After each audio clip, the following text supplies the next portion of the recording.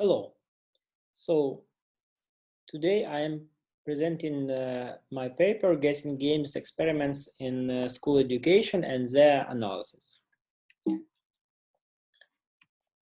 And I will tell very short introduction about game theory, about our experimental setup and theoretical solution, and also I will present result and their analysis, and discuss some key findings and future directions. So modern game theory taxonomy is presented on the slide, and our research is about behavioral experimental game theory, or direction of study where people behave not according to theoretical solution.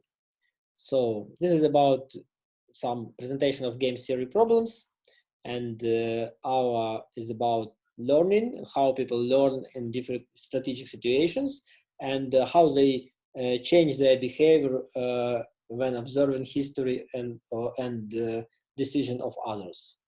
So game as a mathematical object is a set of players, set of strategies and payoffs, and we will do this. And our game is a contest game or beauty contest game, as Rachel Nigel described in their paper. She was the first who studied this extensively, this game, and shows the behavior, strange behavior for the game theory. And later Kammerer and others in the behavioral game theory big book present interesting experimentation, and they call it PEP beauty contest. So about our setup, we have the following condition. First, games were played during the lecture about the game theory, scientific popular lectures, and participants were not rewarded for win. It's in contrast with the laboratory condition, where usually there was some small prize to motivate people think. 3, during some early games we used piece of paper, but then we switched to Google spreadsheets, and this last tool has possibility to make multiple submissions. And if you want to cheat the lecturer, you can do it, but we can control overall number of submissions. Strong sides of this setup. Well, first, this setup allows to measure how people make decisions in almost real circumstances. Second, this game shows integrated approach to active learning, where games are mixed with explanation and lecture. So participants can try some practical approach and then learn the theory about it, and then rethink their doings and try again. And the other is freedom and responsibility, because rules doesn't regulate manipulations with conditions, with submissions, but and we can actually analyze the behavior of people. We can measure the level of cheating of players. But there is also weak sides. First, some percentage of players make garbage decision. So they just play some random numbers. They don't think. They just may be tired or don't motivated at all. Second, and especially for school lectures, kids has possibility to talk with others about decisions. And also sometimes participants lost concentration and do not participate. And even for simplest rules, sometimes participants fail to understand the game first time. So they need to concentrate, and not every person can do this properly. So first game, integer from 1 to 100. Then we calculate the average. Everyone simultaneously makes their submission, their choices. We calculate average, and the winner is the player whose number is closest to 2/3 from the average. And this is a classical setup. And before we proceed, I ask you to pause video and answer the following questions. How do you think? Does anyone choose 100? How do you think? Does anyone choose more than 66? Does anyone choose 1? And are the people rational? What is rational? Well, rationality in game theory means two things. First, people make decisions based on some maximizing utility function, and people are capable to calculate best strategy. And both of these parts are important, because this is a histogram of choices, and you can see that there is quite strange stuff here, for example. And this is where kids try to cheat the lecturer and try to make 100 winning number. And for all other schools, they are more or less equal, or at least similar. And if we calculate the summary of this result, statistical summary, we can see that first of all, as you see, we have here two rounds. So they played one game, then there was explanation about game theory, about an equilibrium, and then they play again.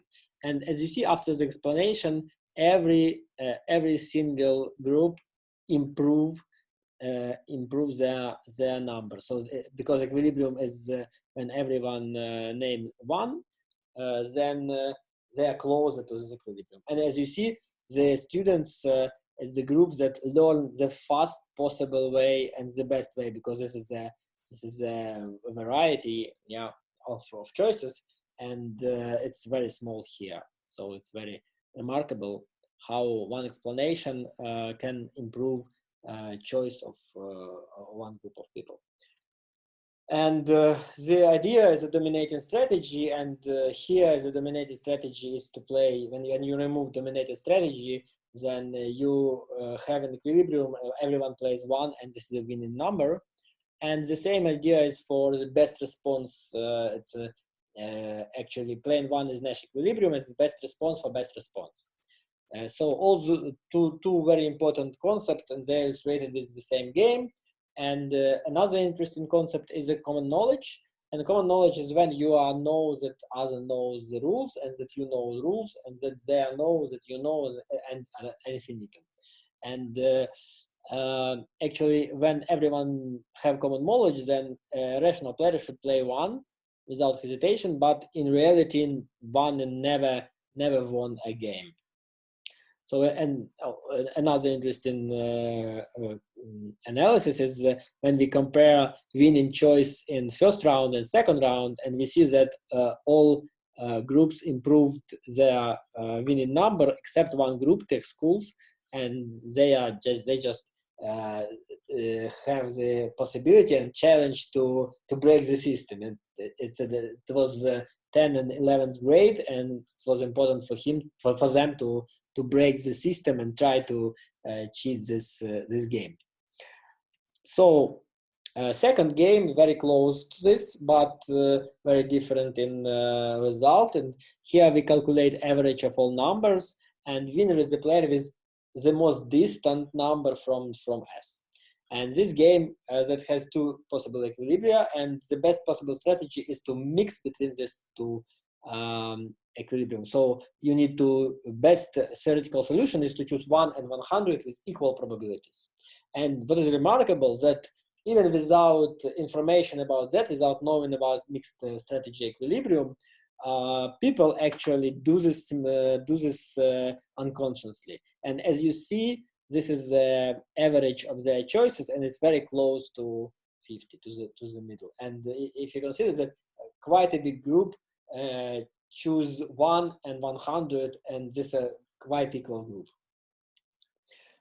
Third game is the number that the choice of max amount of player wins, and this is the, but if two numbers have the same amount of choices, then the smaller number wins. This is a coordination game, and it was heavily studied by Thomas Schelling. And the idea is that focal points, and this is the points where people coordinate without any conversation or preparation. And this is the case here, because in our results, you can find it in the paper, that every time people choose one as a coordination, a focal point, and even big one was winning number in every game. So fourth game is close to this, but now least named number is the winning number.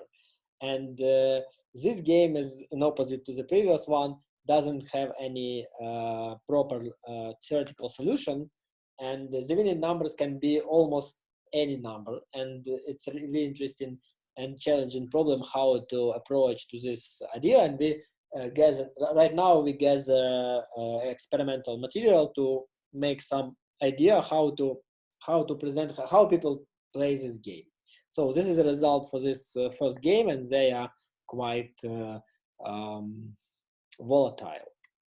So key findings: to learn the rules, you need to break them, and this is important, especially important for kids, where they try to break this. But if we consider the winning number as a decision of the group, then we can see that group is learning quite fast and steady. And even if some person choose 100 in first game, and then everyone else choose less number, and the winning number is decreasing. Third, a player unconsciously randomizing, even if they do not have theoretical information about Nash equilibrium and mixed strategy Nash equilibrium. And fourth, quite interesting about coordination game is that increasing number of choices leads to bigger uncertainty when players try to find slightest hint what to do. So if you have a possibility to choose one of the number from 1 to 10 or from 1 to 100, then in game where you have 1 to 10 numbers, the probability that 7 or 5 or 3 wins is much higher than in a situation where you have numbers from 1 to 100. Thank you. If you have any questions, I will be happy to answer.